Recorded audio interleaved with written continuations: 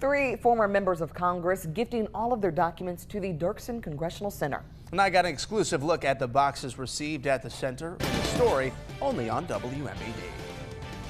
All three have agreed to gift their congressional papers collections to the Dirksen Center.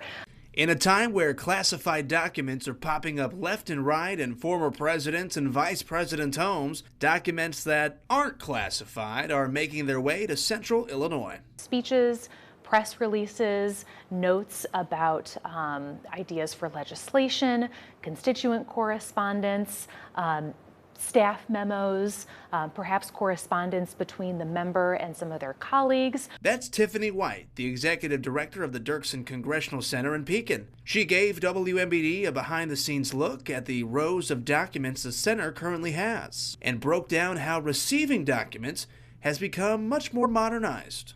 Rather than receiving truckloads of boxes, we are receiving hard drives. Let's say somehow in a part of the hard drive or in some box you have a classified document shows up, like we're seeing with President Biden, President Trump, Vice President Pence. It pops up and you all now have to go into action. What does that action mode look like? What would you have to do if you found documents like that? In the event that something like that would pop up in a collection that came to us, we also have our own procedures in place to return that document.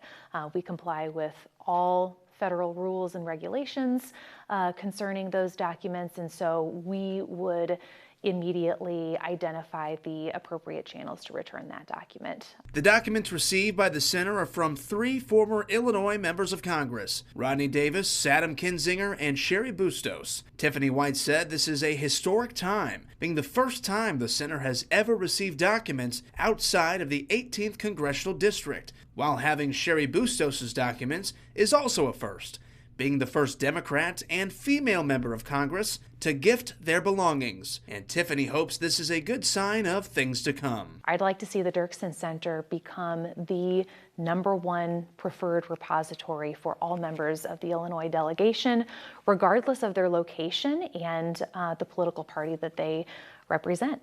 Reporting in Pekin, I'm Matt Sheehan.